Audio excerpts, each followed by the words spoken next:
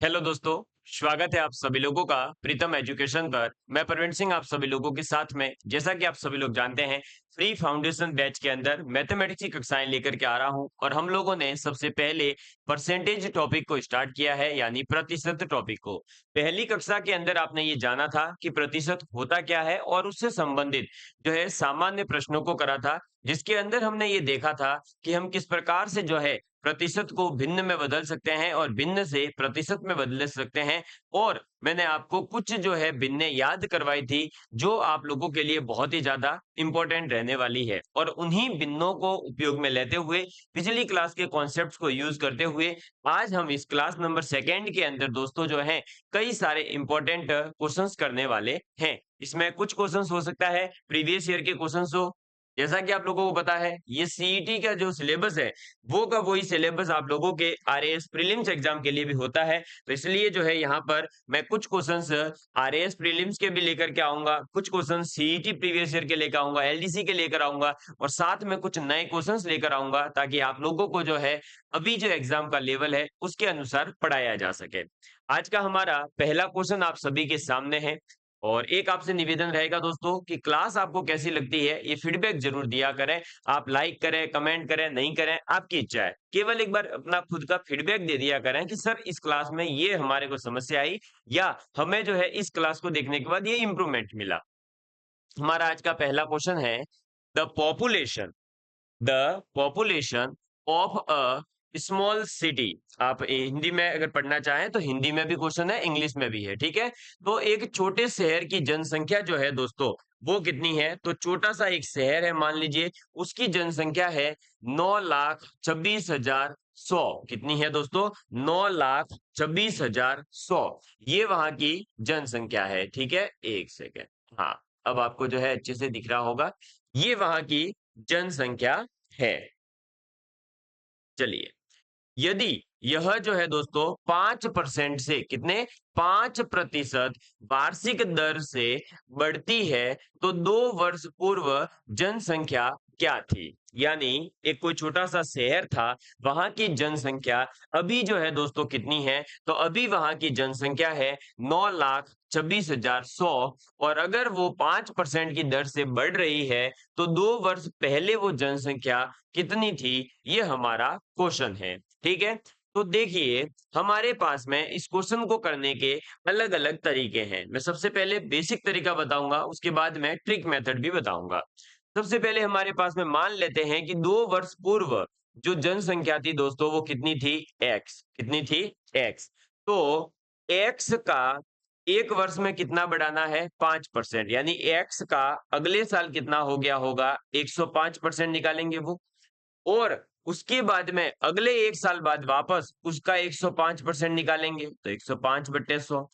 और ये जो है किसके बराबर आना चाहिए? जो वर्तमान में जनसंख्या है, कितनी है? 9,26,100।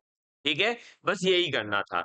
अब यहाँ पर आप कार्डशीट मचा दीजिएगा। लो भाई देखो, ये 5 से कटेगा 21 बार, ये 5 से कटेगा 20 बार, ये 5 से कटेगा 20 बार, ये 5 से कटेगा 21 बार। ठीक है? अब ये किससे कटेगा ये पता करना है, तो हमें जो है डिविजिबिलिटी के जो नियम है, विभाज्यता के जो नियम है, वो पता होने चाहिए।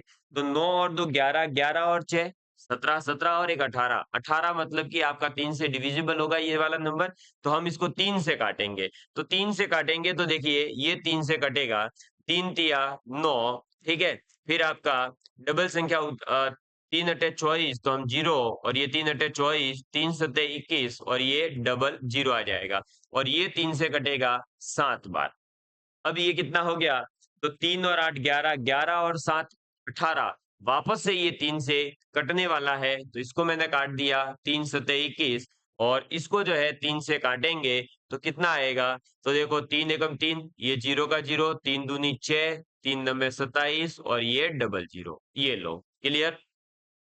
अभी और भी कटेगा। ये जो है 7, ये भी 7 इधर आ गया, अपना 1,29,100, ठीक है? अब इसमें से कौन किससे काटेगा?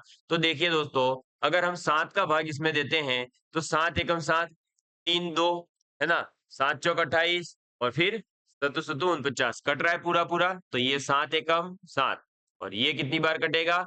तो 7 एकम 7, भाई 3 बचेगा, 2 बचे 32, 7 चौक 28, ठीक है। 4 9 यानी कि सतो सतो 49, 7 इंटू 7 49, ठीक है। और ये आपका 00। अब ये 14700 आ गया, ये भी वापस इस 7 से काट देंगे, कितनी बार कटेगा? तो ये इसको काट देगा कितनी बार दोस्तों? तो ये काट देगा, देखो 7 दूनी 14, 7 एकम 7 और ये 2100 आ गया अपने पास में। ये लीजिए, अब ये पूरी कैलकुलेशन सॉल्व हो चुकी है। यहां से x बराबर जो बचा है वो तो सब ऊपर से कट चुका है, केवल यहाँ नीचे 400 बचे हैं ये वाले, और इधर बचा है 2100। तो ये हो जाएगा 2100 इंटू 400, ठीक है। अब 21 इंटू 4 करेंगे तो कितना आएगा? 84, और आपका 1 2 3 4, ये जीरो आ जाएगी, यानी 8,40,000 जो है जनसंख्या थी। लेकिन बाद में वो 5-5% बढ़ करके कितनी हो चुकी है? तो बाद में वो बढ़ करके हो गई 9,26,100। ये तो है बेसिक मेथड कि हमने x मान ली और उसका 5% पहले साल बढ़ाया, दूसरे साल 5% बढ़ाया, तो हमने ये करके और सीधा सीधा सॉल्व कर दिया, ठीक है। ये था हमारा मेथड फर्स्ट, जो बिल्कुल बेसिक है, हर विद्यार्थी इसको समझ सकता है। केवल भाई 5% बढ़ाने का बोला था, मैं प्रत्येक वर्ष 5 वर्ष बढ़ाता जाऊंगा, तो 5% बढ़ाना है। 2 साल बोलने बोला था, तो 2 साल के लिए मैंने 105 इंटू 105 लिखा है। 3 साल बोलता तो मैं एक बार और 105 बटे 100 करता, 4 बार बोलता तो एक बार और करता, 5 बार बोलता तो एक बार और करता, ठीक है। ऐसे ही इसी क्वेश्चन को जो है, यदि किसी विद्यार्थी को सूत्र ज्यादा याद रहते हैं, तो वो चक्रवृद्धि ब्याज का जो सूत्र आता है दोस्तों, उस चक्रवृद्धि ब्याज के सूत्र से भी कर सकता है। चक्रवृद्धि ब्याज का सूत्र आप लोगों को याद होगा, तो उसमें आपको क्या करना होता है कि आपका वर्तमान जनसंख्या क्या है वो आप इधर लिखते हो, ठीक है। वर्तमान जनसंख्या, और ये बराबर होती है कि आपकी पहले जो है मान लीजिए पी थी, जितने भी साल पहले बोले वो पी थी, और इनटू में आप कर देते हैं 1 प्लस आर अपॉन में 100। आर मतलब कितने परसेंट से वो बढ़ रही है, और टी मतलब कि समय। तो आप अगर इस सूत्र को याद रख पाते हैं, कई विद्यार्थी ऐसे होते हैं जिन्हें जो है क्या याद रहता है, सूत्र याद रह जाते हैं, तो वो चक्रवृद्धि ब्याज का जो सामान्य सूत्र होता है, उस सामान्य सूत्र को उपयोग में लेकर के इस क्वेश्चन को सॉल्व कर सकते हैं। ये तो था दूसरा मेथड। अब आपको मैं इसी क्वेश्चन को एक तीसरे मेथड से भी बता देता हूं कि इसी क्वेश्चन को इतनी कैलकुलेशन किए बिना हम आसानी से कैसे कर सकते थे, वो देखिए दोस्तों। तो हमारे पास में अब आएगा काम हमारा, जो हमने लास्ट क्लास में कॉन्सेप्ट सीखा था वो। यहाँ पर क्या बोला था हमें क्वेश्चन में कि प्रत्येक वर्ष 5% की दर से बढ़ रही है, तो 5% का मतलब कितना होता है? 1/20। ये मैंने आप लोगों को बताया है, 1/20 का मतलब होता है 5%। इसका मतलब ये है कि अगर 100 पर 5% बढ़ रही थी, यानी 5 जनसंख्या बढ़ रही थी, 100 से 105 हो जा रही थी, तो 20 पर कितनी हो रही है? 1 बढ़ करके 21 हो रही है। ये इसका मीनिंग है। 5% जनसंख्या बढ़ने का मतलब है कि अगर हम परसेंटेज में बोले तो 5% बढ़ रही है। लेकिन अगर हम भिन्न के रूप में देखें तो 20 में 1 बढ़ रही है, यानी 21, क्योंकि ये मैंने आपको बताया था 20 का एक वैल्यू जो है वो 5% के बराबर है। 20 टुकड़े अगर होते हैं तो उसमें से एक टुकड़ा उठाओगे वो 5% के बराबर है। तो 5% बढ़ रही है, यानी 20 से कितनी हो जा रही है एक साल में? 21 हो जा रही है। तो फर्स्ट ईयर, जब 2 साल की बात हो रही है, तो फर्स्ट ईयर की अगर हम बात करेंगे तो वहां पर क्या हुआ होगा दोस्तों? वहां पर आपका 20 से जनसंख्या हो गई होगी 21, ठीक है। ऐसे ही आप सेकेंड ईयर में आए, कब आ गए दोस्तों? सेकेंड ईयर में आ गए, उसमें भी क्या हुआ होगा? 5% बढ़ी, यानी वहां पर भी वापस 20 से 21 हुई, ठीक है। अब अगर हम इसको देखें तो दोस्तों देखिए, फर्स्ट ईयर और सेकेंड ईयर की जनसंख्याओं का मल्टीप्लाई कर देंगे दोनों तरफ, पहले कितनी थी उस तरफ का भी और बड़े हुए का भी। तो पहले मान लीजिए अपन ने फर्स्ट ईयर में भाई पहले कितनी थी 20, बाद में बढ़ करके 5% बढ़ा दी ना एक साल में, तो कितनी हो गई 21, दूसरे साल भी 20 से कितनी होगी 21। तो इनका मल्टीप्लीकेशन करेंगे, गुणा करेंगे तो इधर आएगा 400 और इधर आएगा 441। इसका मतलब है कि अगर आपकी जनसंख्या 400 होती और 5% की दर से बढ़ रही होती प्रत्येक वर्ष, तो 2 साल बाद वो 441 हो जाती। 400 होती तो 441 हो जाती। हाँ, बिल्कुल सही है। और ये 441 हमें दे रखी है। कितनी? भाई 2 साल बाद में जनसंख्या कितनी हो जा रही है, ये हमें दे रखी है। कितनी? 9,26,100 हो जाती है, ये हमें बोला हुआ है। जबकि हमारा जो 20 से 1 बढ़ने के कॉन्सेप्ट से कितना हो जानी चाहिए थी? 441 होनी चाहिए। तो ये 441 बराबर होगा 9,26,100। ठीक है? क्या होगा? 441 बराबर होगा 9,26,100। अब हम इधर काटचिट मचा देंगे। तो देखो दोस्तों, यहाँ पर जो है आप वही तरीका है सीधा-सीधा सा कि आप इसको जो है काट-पीट मचाइए और काट-पीट मचाने के लिए एक-एक करके चेक कर लीजिए, है ना? तो देखो भाई कौन किससे कट रहा है। अगर हम इसको 3 से काटे तो देखो 4, 4, 8, 1, 9 कटेगा बिल्कुल। तो 3 एकम 3, ठीक है? 3 चौक 12, 3 सत्ते 21, ये 147 बार कट गया। और ये 3 से कितनी बार कटेगा? तो 3 तिया 9, 3 अठे 24, ठीक है? 3 सत्ते 21 और ये डबल जीरो। फिर 5 और 7 12, वापस से 3 से कटेगा, वापस काट दीजिए। तो ये 3 से कटेगा, 3 चौक 12, 3 नवे 27 और ये 3 से कटेगा, 1 0 2 9 डबल 0 टाइम्स, ठीक है? वापस से अब देखें तो ये 7 से कट जाएगा, ठीक है? हमारा ये टारगेट है कि हम इसको मिनिमम से मिनिमम में ले आएँ। तो 49 बराबर अगर 1,29,000 है, तो मैं 1 बराबर कह सकता हूँ कि 102900 डिवाइड बाय 49 होगा। ये हमारे पास 1 यूनिट की वैल्यू आई है। इसको हम और सिंप्लीफाई कर सकते हैं, कैसे? तो अभी भी 7 से कट रहा है, तो ये 7 से कटेगा और ये कटेगा कितनी बार? तो 7 एकम 7, ठीक है? 3 2 7 चौक 28, सतु सतु 49, ये डबल जीरो। अभी ये 7 से और कटेगा, 7 दूनी 14, 7 एकम 7 और ये 0। यानी कि हम ये कह सकते हैं कि 1 बराबर है 2100। 1 बराबर कितना है दोस्तों? 2100 है। और अगर यहाँ पर 441 की वैल्यू इतनी है क्योंकि 1 बराबर 2100 मान रहे हैं, तो पहले जो जनसंख्या होगी वो 400 थी। अब उसमें 1 की वैल्यू कितनी है? 2100। तो 400 इंटू 2100 करेंगे तो 8,40,000। ये लो, तो भी हमारा आंसर आ जाएगा। ठीक है? समझ में आई बात? तो हम बिना परसेंटेज किए भी ये क्वेश्चन कर सकते थे। मुझे पता है कई विद्यार्थियों को लग रहा होगा कि यहाँ पर सर ने ये पता नहीं क्या कैसे करा है। मैं पुनः समझा देता हूँ आपको वापस से ये क्वेश्चन, क्योंकि मेरा टारगेट ये बिल्कुल भी नहीं है कि हम जो है फ्री में पढ़ा रहे हैं तो भैया बस घास काट देवे, नहीं। फ्री में भी अच्छी क्वालिटी देना चाहते हैं हम। अब देख लीजिए, वापस से सुन लीजिए क्या हुआ है। क्वेश्चन ये कह रहा है कि 5% की जनसंख्या बढ़ रही है। मतलब अगर एक साल 100 थी, तो अगले साल 105 हो जा रही है। ये है कॉन्सेप्ट एक साल के अंदर का, ठीक है? तो हमने एक तरीका तो ये करा कि सबसे पहले मान लिया कि जो जनसंख्या थी, वो एक्स थी। वो एक साल में बढ़कर उसका 105% निकाला।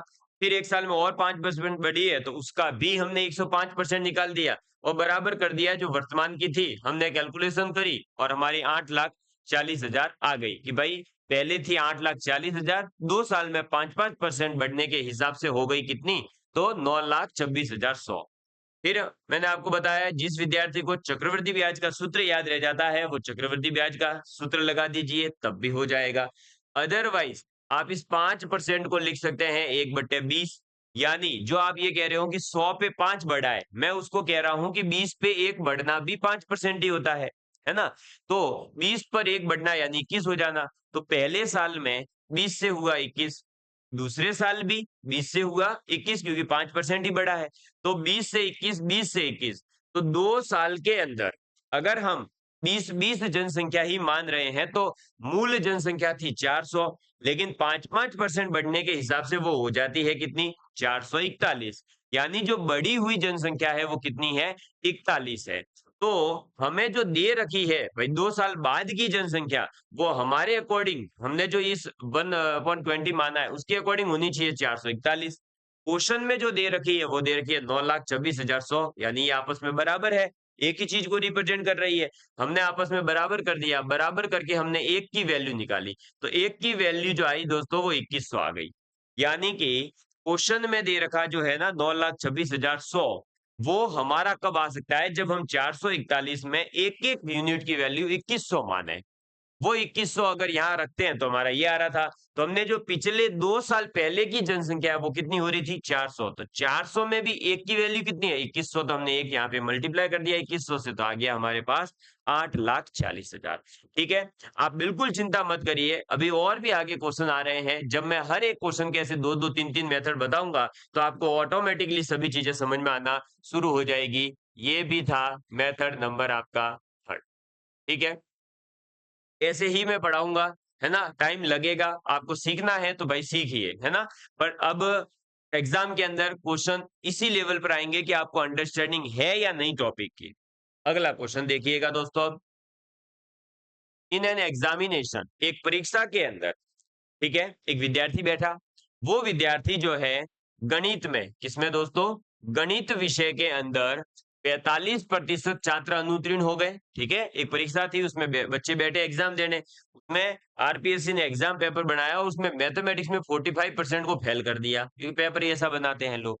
और 30% जो है वो अंग्रेजी में फेल हो गए। 30% किस में फेल हो गए, आपके अंग्रेजी में। तो गणित में कितने फेल हुए, 45%। इंग्लिश में कितने फेल हुए, 30%। और ऐसे भी बेचारे विद्यार्थी थे जो दोनों में ही फेल हो गए, और वो थे 15%। 15% कौन थे, जो दोनों विषयों के अंदर फेल हुए हैं।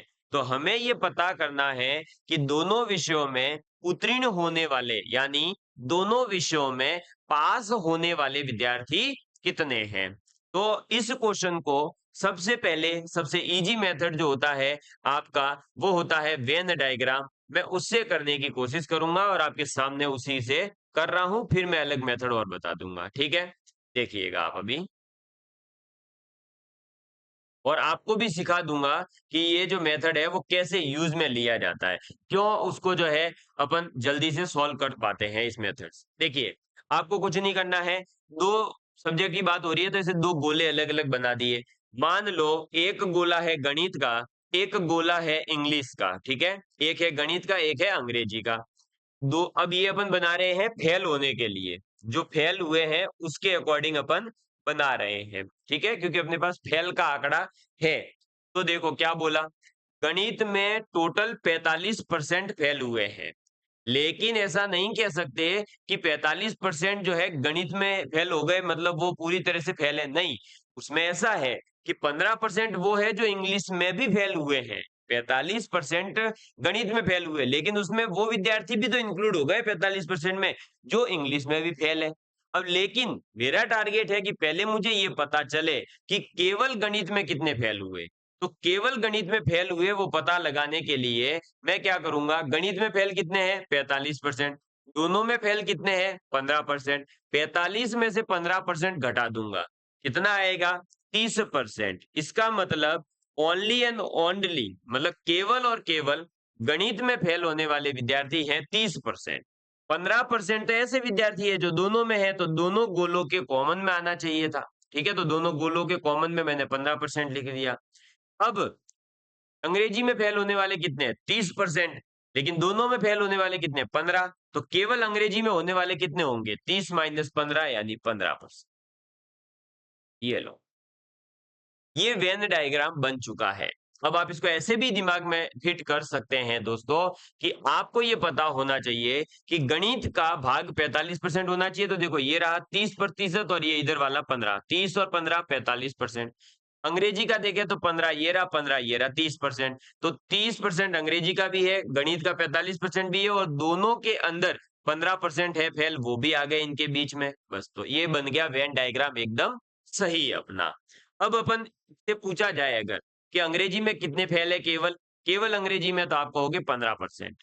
ठीक है, केवल गणित में फेल कितने, तो क्या 30%, दोनों में फेल कितने, तो क्या 15%। ठीक, ये हो गया खेल खत्म। इसका मतलब ये है कि ये वो विद्यार्थियों की अपन ने संख्या निकाल दी जो अल्टीमेटली किसी न किसी में तो फेल हुए ही है। ठीक है, तो अंग्रेजी में फेल है 15%, दोनों में फेल है 15% और गणित में फेल है 30%। इस प्रकार से टोटल 60% वो विद्यार्थी हैं जो फेल हुए हैं। टोटल फेल विद्यार्थी कितने हो गए दोस्तों? टोटल फेल, तो टोटल फेल हो गए यहाँ पर 15 और ये 15, 30, 30 और 30, 60%। इसका मतलब ये हुआ कि 60% विद्यार्थी ऐसे हैं जो फेल हुए हैं। हमें क्या पूछा है कि दोनों विषयों में उत्तीर्ण होने वाले। तो देखो यहाँ ये 60% जो है उसमें या तो कोई इंग्लिश में फेल हुआ है या कोई गणित में फेल हुआ है या वो दोनों में फेल हुआ है। ठीक है, वो 60% में आ गया।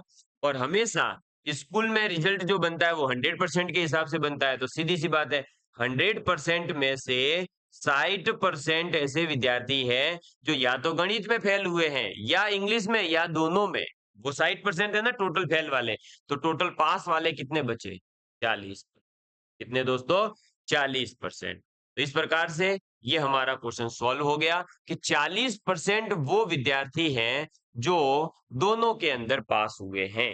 40% कैसे विद्यार्थी हैं जो दोनों विषयों में उत्तीर्ण होने वाले हैं। ठीक है, इसी को कुछ विद्यार्थी जो है ऐसे डायग्राम वायग्राम नहीं बनाना चाहते हैं, तो वो क्या करते हैं कि आपका एक फॉर्मूला है जिसको रट्टा मान लेते हैं। कैसे फॉर्मूला है? फॉर्मूला ये है कि अगर हमें ये पता करना है कि टोटल फेल कितने हैं, ठीक है, टोटल फेल, तो आप क्या करोगे?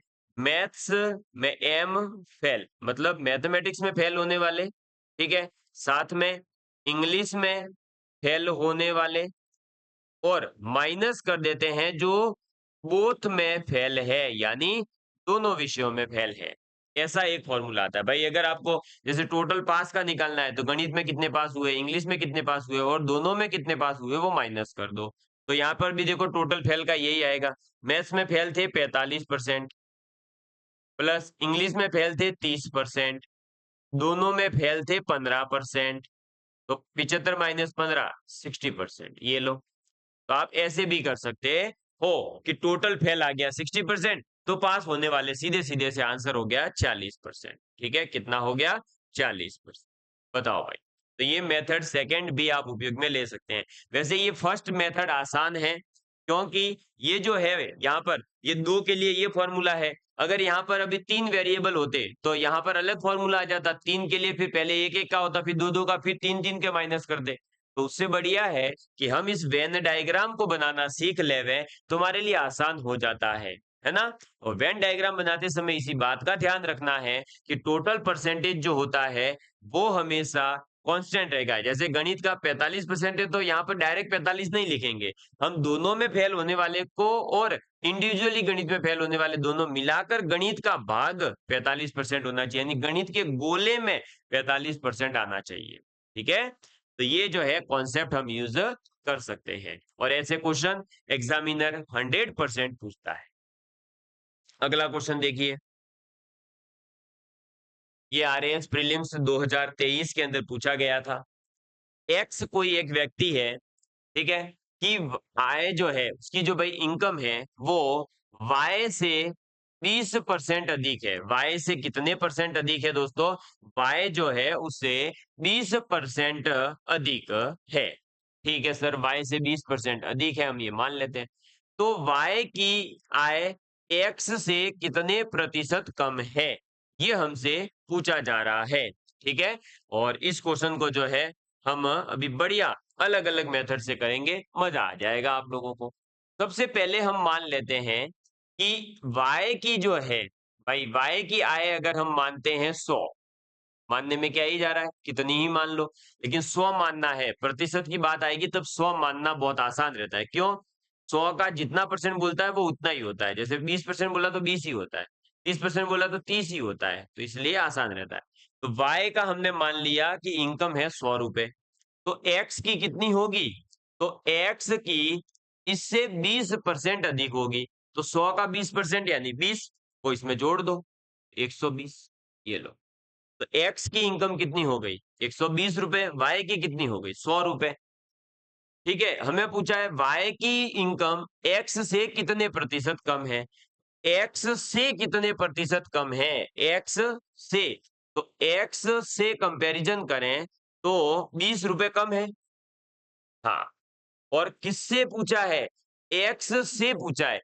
जिससे भी पूछा जाए, है ना, बोला जाए इससे कंपैरिजन करो, तो जिससे कंपैरिजन कर रहे हो उसकी ही इनकम हम यहाँ पर नीचे लिखेंगे, यानी नीचे जो है अब क्या आएगा 120 आ जाएगा, और इसको प्रतिशत में बदलना है तो इंटू 100 करेंगे। ठीक है, करो 100। अब क्या होगा, तो देखो 0 से 0, 2 से ये हो गया 6, ये आ गया 100/6, और 100/6 जो होता है दोस्तों वो आपका कितना होता है, तो भाई 50/3, है ना, और 50/3 है यानी ये हो गया 16 सही 2/3%। कितना हो गया 16 सही 2/3%। यही तो था, बताओ भाई, है 16 सही 2/3% हो गया। और हमारा ये ऑप्शन कहां पर है, तो ऑप्शन नंबर बी, ये 162/3 नहीं है, ये 16 सही 2/3 है, ये आपका 83 सही 1/3 है, ये 83 सही 2/3 है, ये 16 सही 1/3 है। ठीक है, तो ऑप्शन नंबर हमारा आंसर हो जाएगा कौन सा दोस्तों, बताओ भाई, है ऑप्शन हो जाएगा बी आंसर, 16 सही 2/3% उत्तर हो जाएगा। किसी को इसमें तो कोई ज्यादा ऐसे सोचने वाली बात ही नहीं है, है इसमें तो कोई ऐसा हार्ड एंड फास्ट मैंने कॉन्सेप्ट भी यूज नहीं किया है बताइए, क्लियर है आप लोगों को, कर ले जाएंगे, बताइए जल्दी से एक बार, हम सब करिए। और ये समझ में आ गया है तो मुझे बता दीजिए फटाफट, तो अपन आगे बढ़ते हैं।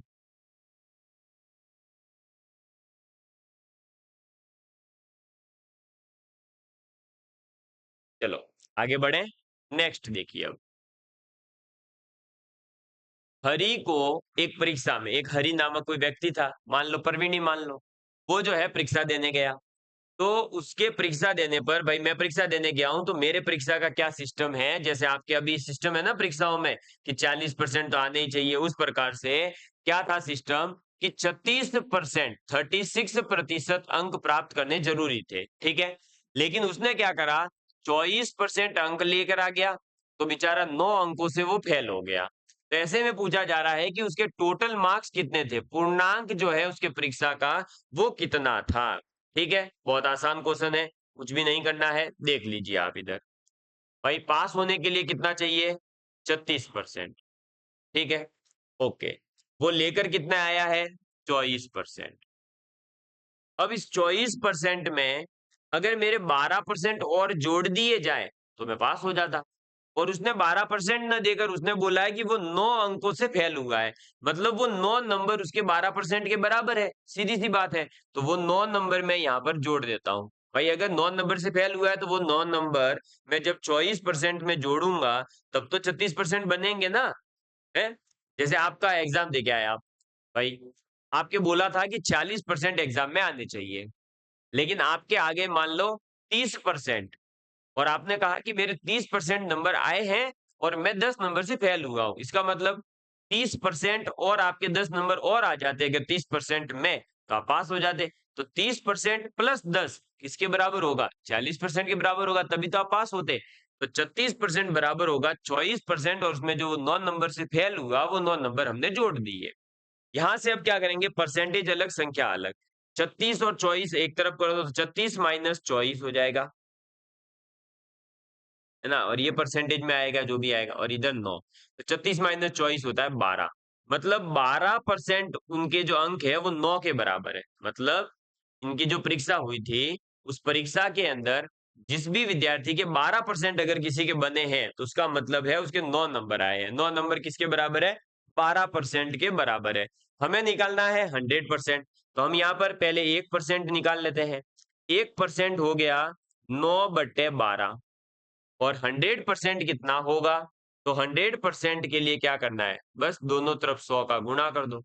9/12 यानी 3/4, इंटू में 100। 100 का 3/4 कितना होता है, आप सभी को पता है 75।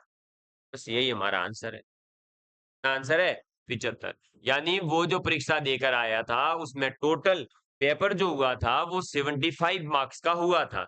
75 में से वो जो है 24% नंबर लेकर आया था और 9 नंबर से वो फेल हुआ था। बस ये तो आसान क्वेश्चन था। तो ऐसे क्वेश्चन से एग्जामिनर पूछेगा। अब इसमें मैं कोई 4 5 मेथड नहीं बता रहा हूँ। हाँ, इसमें ये जरूर था कि मैंने यहाँ पूरा इतना लिखा है। आप एग्जाम में आ जाए तो दिमाग खुद का ही लगा देना कि 36 माइनस 24 12% का फर्क है और वो 9 नंबर के बराबर होगा। 12% बराबर 9 तो 1% बराबर, सीधे ये लाइन लिख सकते थे। तो ये विद इन 1 सेकेंड मतलब 30 सेकेंड के अंदर अंदर हो सकता था क्वेश्चन।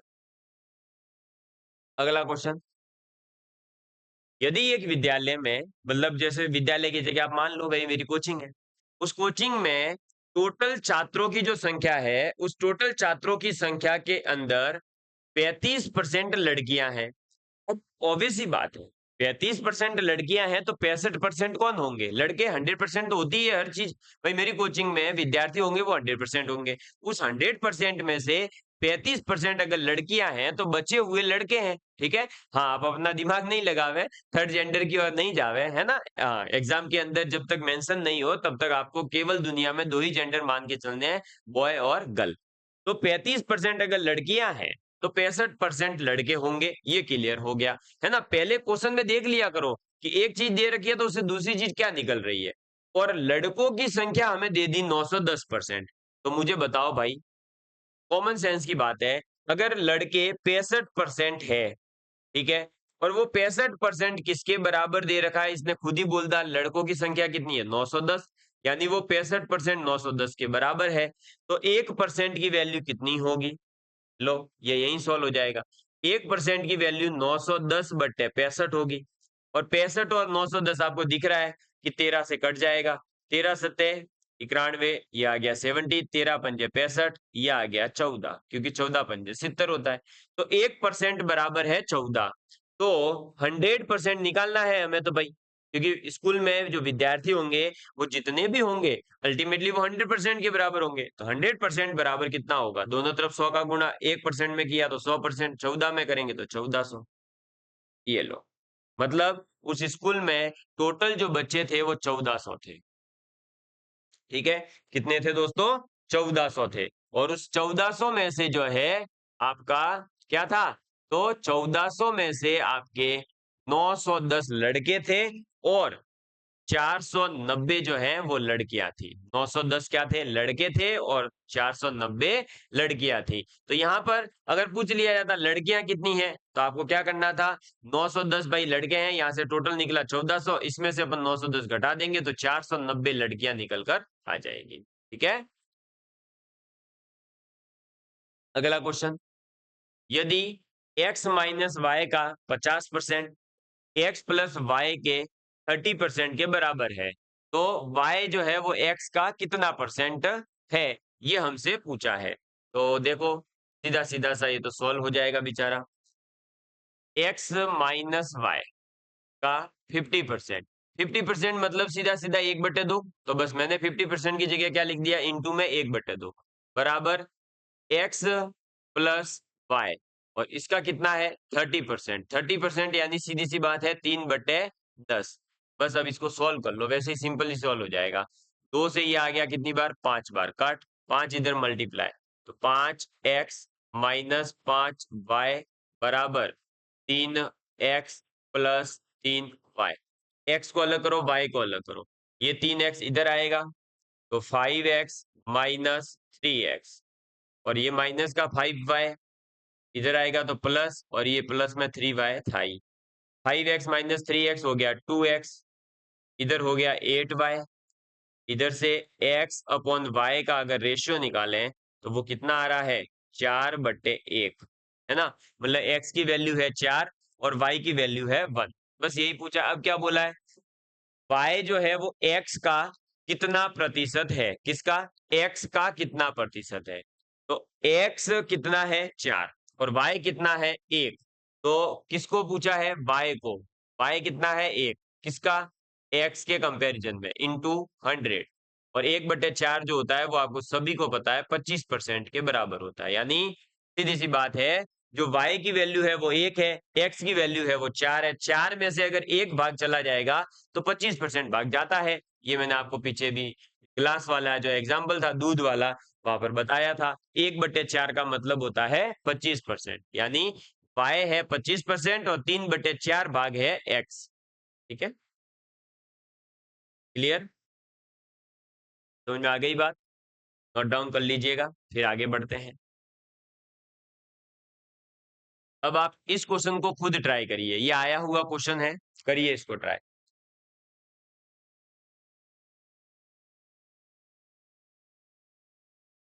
जरूरी नहीं है कि मैं हर एग्जाम के लिए जो है नाम लिखूं कि भाई ये इस एग्जाम का है, ये इस एग्जाम का है। आए हुए क्वेश्चंस हैं, ये सीधी सी बात है। ठीक है, करो इसको सॉल्व। चलो करिए जल्दी सॉल्व।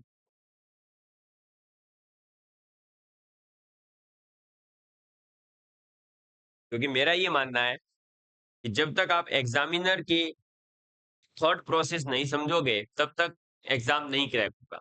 और थॉट प्रोसेस समझने का सबसे बढ़िया तरीका है प्रीवियस ईयर के क्वेश्चन पेपर। 130 का x% 11.7 है तो x का मान कितना है? ठीक है, बहुत आसान है, ये तो कुछ भी नहीं करना है, सीधा सा लिख लो भाई। देखो 130 का x% यानी x/100 से गुणा करना था, और क्या करना है? ठीक है भाई, 130 का गुणा करना था किससे? x/100 से। ये किसके बराबर है? ये बराबर है 11.7 के। बस अब इसको सॉल्व करो। चलो तो देखो भाई, जीरो से एक जीरो गया, इधर से ये पॉइंट उड़ाया, इधर ये 10 आया। ठीक है, और इधर क्या हो जाएगा? अब देखो 10 से 10 उड़ जाएगा। बस अब 13 से ये भी कट जाएगा। 13 से कितनी बार कटेगा? 9 बार। ये लो, आ गया आंसर, x बराबर 9। यानी हम ये कह सकते हैं कि 130 का 130 का 9% जो होता है, 9% जो होता है वो 11.7 होता है। कितना? 9%, 11.7 होता है। तो 9% यानी ऑप्शन नंबर डी आंसर। ये लो, ठीक, समझ में आ गई बात? है ना? ये आसान क्वेश्चन था लेकिन ये भी आया हुआ है, तो इसीलिए मैं कहता हूं कि ऐसा नहीं है कि मैथमेटिक्स में सभी मतलब मैथमेटिक्स की बात नहीं है, हर सब्जेक्ट के अंदर सब क्वेश्चन टफ नहीं आते हैं, बहुत आसान क्वेश्चंस भी आते हैं। ऐसा क्वेश्चन भी आया होगा लेकिन विद्यार्थी पहले ही दिमाग में ये घुसा करके चलता है कि गणित विषय तो बहुत टफ है, और वो पहले ही टफ है मान के जा रहा है, तो वो देखता ही नहीं गणित के क्वेश्चन को। लेकिन ऐसे क्वेश्चंस भी तो आते हैं। तो अगर हम सब टॉपिक नहीं पढ़े हैं लेकिन छोटे छोटे टॉपिक पढ़ ले में, तब भी हमारा काम हो जाता है। अगला क्वेश्चन देखो, किसी संख्या के, क्या बोल रहा है?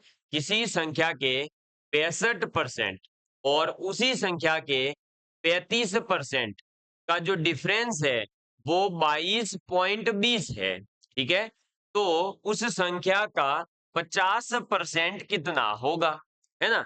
50% का मतलब आधा कितना होगा, ये पूछ रहा है। क्लियर? मैं वास्तव में बता रहा हूं, 50% की जगह अगर यहां लिख दिया जाए कि आधा कितना होगा, तो आधे विद्यार्थी कर ले जाएंगे इस क्वेश्चन को।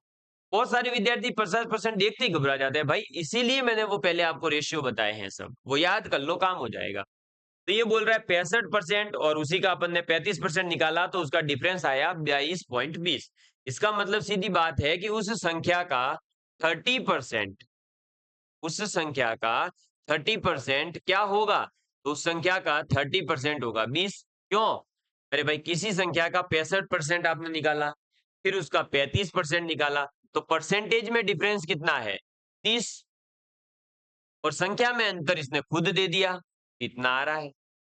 बस, तो वो परसेंटेज वाला अंतर उस संख्या के बराबर होगा। तो 30%, जो भी संख्या है उस संख्या का 30% कितना होगा? 22.20 होगा। हमें उसका 50% निकालना है, तो हम यहाँ पर 1% निकालते हैं पहले। ये लो, तो 1% होगा 22.20 बटे 30। 50% निकालना है, तो 50% तो मैं इधर तो लिख लेता हूं, लेकिन इधर मैं क्या करूंगा कि ये पॉइंट हटा दिया मैंने, तो नीचे देखो 30 तो था ही, फिर दो संख्याओं से पहले पॉइंट है तो दो जीरो आ जाएंगे। इनटू में मैं सीधे सीधे अब कर दूंगा 1/2। क्यों? इसका मैं 50% निकालू तो 50/100 ही लिखूंगा, उसकी जगह मैंने 1/2 लिख दिया। उससे क्या मुझे थोड़ा आसान लगता है कि अच्छा ये तो आसान कैलकुलेशन है। कैसे आसान लगता है? देखो, जीरो से जीरो गया, ठीक है सर, खेल खत्म। दो से ये कट गया, एक एक एक बार। ये लो, ठीक है, कितनी बार कट गया? एक एक एक बार। लेकिन इसमें कुछ गड़बड़ हुई क्या? 35 और 65 सही है। 30% ही आएगा ना भाई। हाँ 30 ही आ रहा है। 22.20 भी आ रहा है। और फिर ये आ गया तो 1% की वैल्यू हो गई आपका 30/30 सही है। ठीक है। और 50% की वैल्यू जो होगी वो हो जाएगी, ये पॉइंट उड़ाते ही नीचे आएंगे 2 जीरो, एक जीरो से एक जीरो उड़ गया। सही तो है। तो क्या दिक्कत आ रही है फिर? कैलकुलेशन मिस्टेक हो रही है कोई?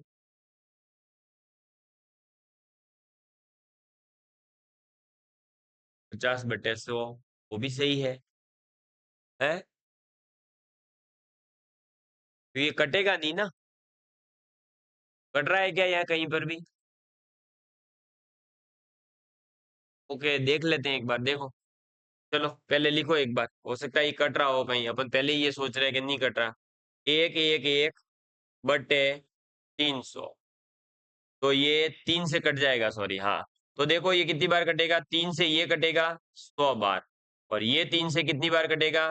तो 3 तिया 9, 3 सत्ते 21, यानी ये आ जाएगा कितना? 0.37। 0.37 आ रहा है। कहीं पर कुछ गड़बड़ हो रही है।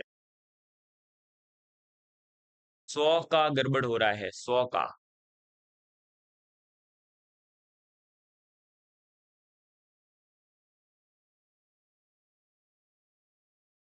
ओके, हमें उस संख्या का 50% निकालना है। तो 50% अगर हमें निकालना है तो हम यहाँ पर भाई साहब, फिर परसेंटेज ये तो निकला है 0.37% आया, इसको परसेंट को संख्या में बदलने के लिए हम 100 से मल्टीप्लाई भी तो करेंगे। हाँ बिल्कुल। तो ये 50% जो है उसकी वैल्यू होगी 0.37%, लेकिन उसको सॉल्व करेंगे तो 100 से मल्टीप्लाई हो जाएगा, तो ये आ जाएगा 37। ये आप यहाँ पर ये ऐसे कर सकते हैं, देखो इसको आप है ना यहाँ पर ये ऐसे कर लो, तो आपका डायरेक्ट आंसर आएगा। ये एक सेकंड, ये देखो अभी आंसर आएगा, ठीक है। कुछ भी नहीं करना, कंफ्यूज मत होना। ये देखो 50% निकालना था, ये 22.20 है, बट्टे ये 30 है, इंटू में आप इधर भी क्या करोगे 50%। ठीक है। तो 50 से मल्टीप्लाई करोगे, ये लो।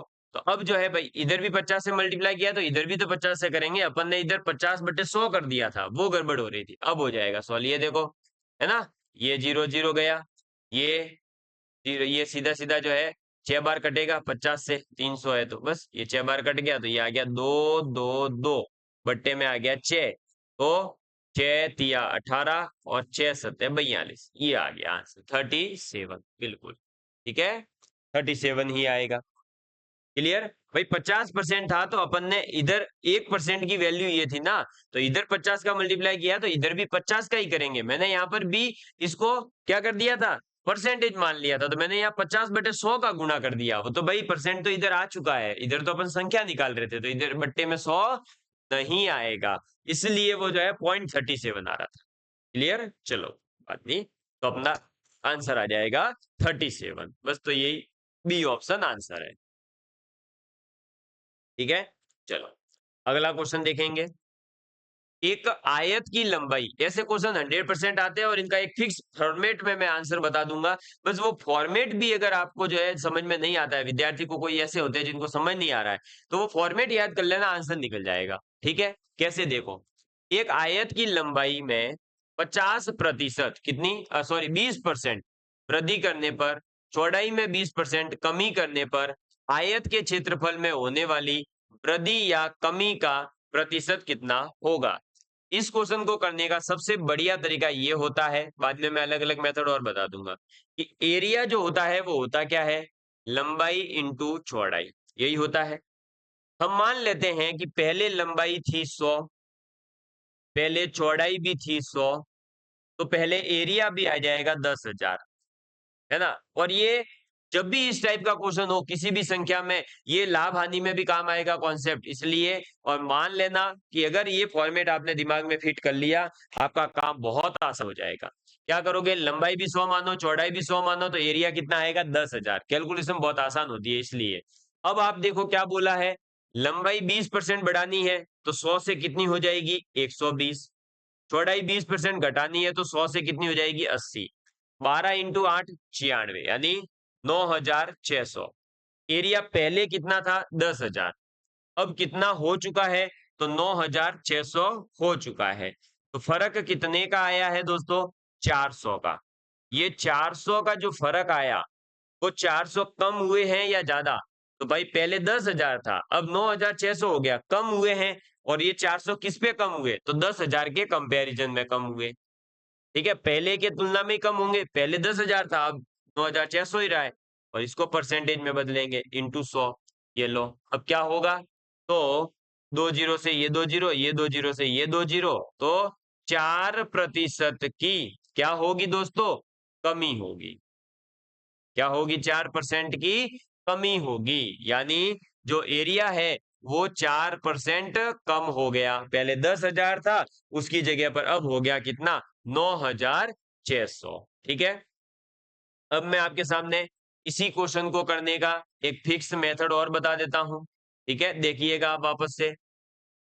जब भी अगर कहीं पर भी ऐसा कहा जा रहा है कि एक कोई चीज है उसमें पहले 10% वृद्धि हुई, बाद में 10% कमी हुई, यानी कमी और वृद्धि अगर बराबर है परसेंटेज में, क्या है दोस्तों कमी बराबर है वृद्धि के, है ना? जितनी कमी हुई उतने ही परसेंट अगर वृद्धि होती है, चाहे वो आपके लाभ हानि की बात हो रही हो, चाहे आपके एरिया की बात हो रही हो, चाहे लंबाई चौड़ाई में बात हो रही हो, ठीक है? तो अगर वृद्धि और कमी बराबर है तो ऐसे में हमेशा एक तो आप ये ध्यान रखना दिमाग में, क्या हमेशा कमी आएगी। फाइनल रिजल्ट में हमेशा क्या होगी कमी होगी, हमेशा कमी होगी। जैसे कि अगर वो बोल देता है कि पहले वस्तु पे 5% लाभ हो रहा है, दूसरी वस्तु पे 5% हानि हो रही है, तो आप समझ जाइए कि उसको 100% बाद में क्या होने वाली है हानि ही होने वाली है। अब कितनी हानि होगी ये पता करने का तरीका है, जो भी x% आपको दे रखा है उसका स्क्वायर करिए, 100 से डिवाइड कर दीजिए, आंसर आ जाएगा। जैसे यहाँ पर देखें 20% की वृद्धि हुई, फिर 20% की कमी कर दी, तो 20 का स्क्वायर कितना होता है 400। 20 का स्क्वायर कितना होता है दोस्तों 400। 400 बट्टे 100, ठीक है, कितना आ गया 4%, यानी कि क्या हुआ 4% की कमी हुई। आयत आयत जो है, रेक्टेंगल जो है उसके क्षेत्रफल में कितनी कमी हो गई 4%। तो ये ऐसे भी आप कर सकते हो। अदरवाइज ये जो फॉर्मेट है भाई ये हर जगह काम करेगा।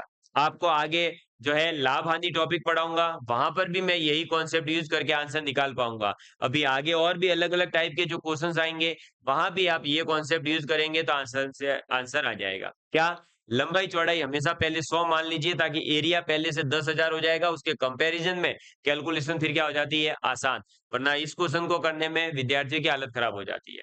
ठीक है, दूसरा ये ट्रिकी मेथड है, लेकिन ये जो है भाई कई विद्यार्थी फिर इसमें कंफ्यूज हो जाते हैं, तो ये मेथड सेकेंड है।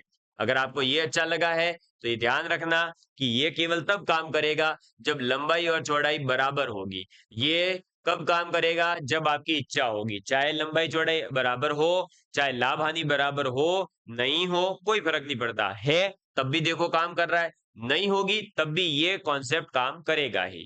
ठीक है, चलो आगे बढ़ते हैं। तो 4% की कमी आएगी उसके क्षेत्रफल में। एक क्वेश्चन है कि तेल के कर में, जैसे अभी आपके पेट्रोल में भाई भाव बढ़े हैं ना, वैसे यहाँ पे बात हो रही है कि तेल है उसके कर में, यानी उसके ऊपर जो टैक्स लगता था तेल पर, उसमें 20% की वृद्धि हो गई। ठीक है, और उस वृद्धि होने की वजह से सीधी सी बात है, अगर पेट्रोल के भाव बढ़ते हैं तो आप क्या करते हो, थोड़ा सा कोशिश करते हो कि हम कम से कम साधन चलावें, जहां तक हो सके हम चलने की कोशिश करते हैं। मान लो अभी पेट्रोल एकदम से जो है 2,000 रुपए हो जाए, तो बहुत सारे लोग ऐसे होंगे जो साइकिल यूज करना स्टार्ट कर देंगे।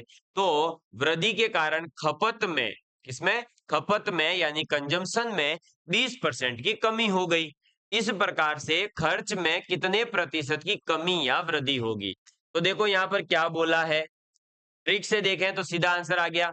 पहले वृद्धि हुई है कर में और बाद में खपत में कमी हुई है, कितनी 20% की, यानी वही तो हो जाएगा कितना 20 का स्क्वायर 400 बट्टे 100। ये आ गया 4 और हमेशा मैंने क्या बोला है? कमी ही होगी, तो 4% की क्या हो जाएगी? कमी। आंसर आ चुका है अपना। 4% की क्या होगी दोस्तों? कमी। ऑप्शन नंबर हमारा ए।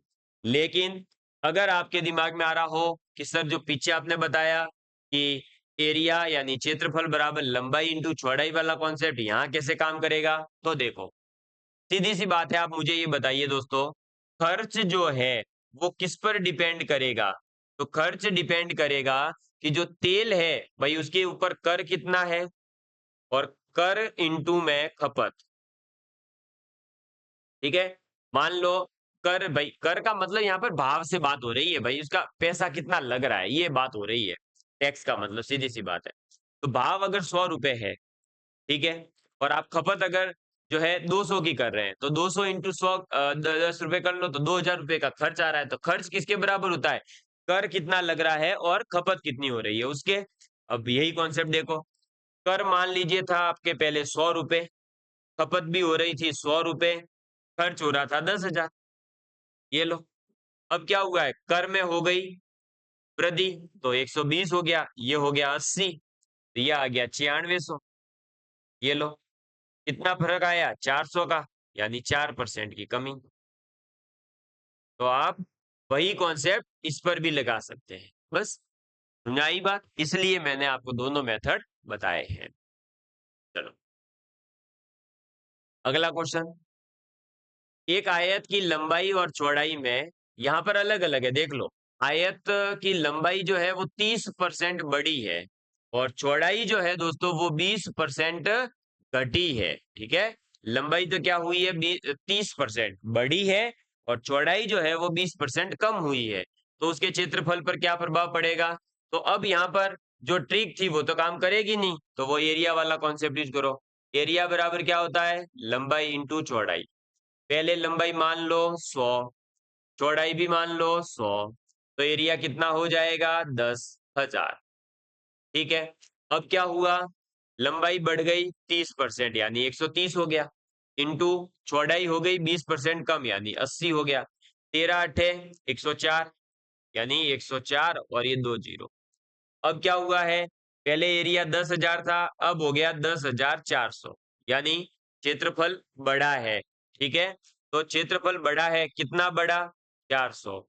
किस पर बड़ा? तो पहले वाले के कंपैरिजन में, यानी 10,000 पहले जो था उसके कंपैरिजन में अब हो गया है 10,400, इंटू इसको परसेंट में बदलने के लिए 100 से मल्टीप्लाई। ये लो, क्या होगा? 2 जीरो से 2 जीरो, ये 2 जीरो से ये 2 जीरो, अल्टीमेटली आंसर आ गया 4%। लेकिन अब की बार कमी नहीं होगी, अब की बार 4% की क्या हुई है दोस्तों? वृद्धि हुई है। 4% की क्या हुई है? वृद्धि, यानी +4% उत्तर होगा, -4% उत्तर नहीं होगा। माइनस का मतलब है कमी होना, प्लस का मतलब है वृद्धि होना। तो ये देख लो, कॉन्सेप्ट काम कर गया ना आपका, चुटकियों में आंसर आ गया। बस तो ठीक। चलो अगला क्वेश्चन आपके सामने है। एक वर्ष में, एक साल में, मतलब एक वर्ष का मतलब एक साल, ठीक है, तो एक साल में जनसंख्या जो है दोस्तों वो 5% की वृद्धि हो जाती है। एक वर्ष में एक गांव की जनसंख्या में 5% की वृद्धि हो जाती है। अगले वर्ष 5% की कमी हो जाती है। यदि दूसरे वर्ष के अंत में गांव की जनसंख्या 7,980 है, तो पहले वर्ष के प्रारंभ में, यानी इनिशियल जो पहली जो जनसंख्या थी वो कितनी थी? यहां पर भी आप वही कॉन्सेप्ट लगाइए। क्यों? क्योंकि देखो, 5% पहले क्या हुई है? वृद्धि, फिर 5% क्या हुई है? कमी। तो अपन 5 का स्क्वायर बट्टे 100, यानी 0.25, और 0.25% की क्या होगी? फिक्स है, कमी ही होती है। जब वृद्धि और कमी बराबर हो तब कमी ही होगी। मतलब जो पहले जनसंख्या थी उसमें 0.25% की कमी आई है, तब ये जनसंख्या आई है हमारे पास में। ठीक है, इसका मतलब जो पहले जनसंख्या थी वो मान लो थी P, तो उस P का 99.75% किसके बराबर होगा? 7,980 के। समझे क्या? अरे समझे क्या लला? हाँ? भाई देखो, समझना इतना ही है कि हमें ये बोला है पहले 5% की वृद्धि हुई है, बाद में 5% की कमी हुई है। अगर पहले साल के प्रारंभ में जनसंख्या हमसे पूछ रहा है, जबकि दूसरे साल के अंत की जनसंख्या दे रखी है, तो मैंने पहले ये पता करा कि ये जो 5% वृद्धि हुई, 5% कमी हुई, इसका अल्टीमेटली फाइनल इफेक्ट कितना पड़ेगा? तो जो फाइनल इफेक्ट पड़ा वो 0.25% की कमी के साथ में पड़ा, है ना? तो 0.25% की कमी हुई है अगर, तो ये कमी किस पर हुई होगी? ये कमी जो प्रारंभ में थी जनसंख्या उसी पर हुई है। तो प्रारंभ में जनसंख्या थी मान लो 100%, तो उस 100% की जगह अब केवल वो कितनी बची है? 99.75। क्यों? क्योंकि 0.25% की तो उसमें कमी आई है। और पहले जो जनसंख्या थी वो मान लो थी P, तो P का 100% होता तो हम यहाँ पर 100% लेते, लेकिन हमें बोला इतनी परसेंट कमी करो, तो P का अगर हम 99.75% निकालें तो वो 2 वर्षों के बाद की जो जनसंख्या है उसके बराबर होना चाहिए। तो बस ये उसके बराबर है। तो P का 99.75% इसके बराबर होगा। यहां से आप P की वैल्यू निकाल लीजिए। बस ये हो गया क्वेश्चन सॉल्व। ठीक है, तो ये देखो अब क्या होगा। तो अब अपने पास में P बराबर हो जाएगा 7980। ठीक है, ये परसेंटेज आपको पता ही है, परसेंटेज हटते ही बट्टे 100 आता है, यानी ये इनटू में 100 चला जाएगा, डिवाइड में आ जाएगा 99.75। बस अब ये कैलकुलेशन आपको सॉल्व करनी है, आपका आंसर आ जाएगा। अब कैलकुलेशन सॉल्व करनी है तो क्या करें? कैलकुलेशन करो और तो क्या करें, है ना? ये पॉइंट हटाया तो ये 2 जीरो यहाँ चले गए। ठीक है, अब आप इसको जो है सीधे-सीधे से दिख रहा है, ये 5 से कट जाएगा, है ना? तो 5 से काटेंगे तो देखो 5 एकम 5, 4 9 यानी 5 नब्बे 45। ठीक है? फिर वापस से 4 7 तो 5 नब्बे 45, फिर 50 25, तो ये आ गया 1995। और इधर जो है ये आपका 5 से कटेगा कितनी बार? 5 दूनी 10 और ये आ जाएगा 2000। ठीक है, अभी और ये 5 से कटेगा, काटो, 5 चौक 20 और ये 0, और इधर ये 5 से कटेगा तो 5 तिया 15। ठीक है, 4 9। ठीक है, 4 9 ही बचेगा, तो 5 नब्बे 45। ठीक है, वापस से कितना बचेगा? 4 5 तो 45, ये लो। और वैसे भी दिख रहा था ये 2000 है, इसमें 5 की कमी है, तो ये 400 था तो ये 399 हो जाता। ठीक है, अब 8 और 7 कितना होता है देख लो भाई, 15। ठीक है, 15 और 9 कितना होता है? 24, यानी 3 का भाग जाएगा, इसमें भी 3 का भाग जाएगा, तो अब 3 का भाग दे दो, लो। तो इसमें 3 का भाग देंगे, 3 दूनी 6, 1 9, 3 चिंग 18, 3 चिंग 18 और ये 0। ये 3 से कटेगा, 3 एकम 3, 3 तिया 3 तिया, ये लो। ठीक है, अब 133 का डबल होता है 264, तो ये कट गया कितनी बार यहाँ से? 20 बार, ये लो। तो अब यहाँ पर अपने पास में जो इनिशियल पॉपुलेशन थी P, वो हो गई कितनी? 400 इंटू 20, 400 इंटू 20 यानी 8000। बस ये लो, ऑप्शन नंबर हमारा बी आंसर हो जाएगा। बस तो यही क्वेश्चन था हमारे। ठीक है, समझ में आ गया? तो भाई अब जो है पहले जो जनसंख्या थी वो कितनी थी? तो पहले जनसंख्या थी हमारे पास में 8000, लेकिन उसमें पहले वर्ष 5% की वृद्धि हुई, तो 8000 में 5% आप बढ़ाओगे तो 8000 का 5% कितना होता है? तो 5% का मतलब 20वां भाग, है ना? तो 20 का भाग दे दो, तो 0 से 0 400 आ रहा है, यानी पहले वर्ष जो है जनसंख्या 8000 से कितनी हुई होगी? 8400 हुई होगी। फिर क्या हुआ? अब इसमें 5% की कमी हुई, यानी इसमें वापस 20 का भाग दो अब, तो कितना हुआ? ये देखो, 2 चौक 2 दूनी ये 0, 420 की कमी करो, तो अब 8 400 में से 420 कम हुए, तो आ गया 7980। देखो, आप उल्टा भी कर सकते थे, ऑप्शन से जाना है तो ऐसे करना पड़ेगा फिर, तब भी आंसर आ जाता। तो देख लो 2 साल बाद कितनी हो जाती 7,980 वो अपने को दे रखी थी, तो अपना आंसर सही है। इस प्रकार से जो है आपने आज की इस क्लास के अंदर ये देखा कि हम परसेंटेज के क्वेश्चंस को अलग-अलग तरीकों से कैसे सॉल्व कर सकते हैं। देखिए, अब मैं यहाँ पर जो है ना वो बिल्कुल भी नहीं करवाने वाला कि टाइप 1 के क्वेश्चन करो, टाइप 2 के करो, नहीं। आपको हर टाइप का क्वेश्चन करना है और अगर मैं पहले से ही बता दूँगा कि ये इस टाइप का क्वेश्चन है तो आप तुक्के में आंसर लाओगे। लेकिन जब हर क्वेश्चन का कॉन्सेप्ट बदलेगा, हर क्वेश्चन का टाइप बदलेगा, तो ऑब्वियस सी बात है आप अपना थोड़ा-थोड़ा दिमाग लगाएँगे और जब विद्यार्थी मैथमेटिक्स में अपना दिमाग लगाएगा, तो बस समझ जाइए कि उसको फिर अब आगे गणित में कहीं समस्या नहीं होने वाली। उम्मीद करता हूँ कि आज की ये क्लास जो है शानदार तरीके से आप सामने पेश करने की मैंने कोशिश करी है और उम्मीद करता हूँ आपको सभी चीजें समझ आई होगी। यदि आप ये पीडीएफ प्राप्त करना चाहते हैं तो हमारे Telegram channel Rajasthan academy Sirohi पर ज्वाइन हो जाइएगा, जहां अभी 3,000 से ज्यादा विद्यार्थी जुड़े हुए हैं और जो है आप भी जुड़ सकते हैं। इसी के साथ आप हमारे प्रीतम एजुकेशन ऐप को डाउनलोड कर सकते हैं, जहां पर हम आप लोगों के लिए जल्दी ही मॉक टेस्ट हो सकता है, पीवाईक्यू बेस्ड टेस्ट हो सकते हैं, पीडीएफ्स हो सकती है ना? स्टडी मटेरियल हो सकता है, वो भी हम इसी हमारे ऐप पर अवेलेबल करवाने वाले हैं क्योंकि यहाँ पर ऑलरेडी अभी 2300 से ज़्यादा विद्यार्थी जुड़े हुए हैं, ठीक है?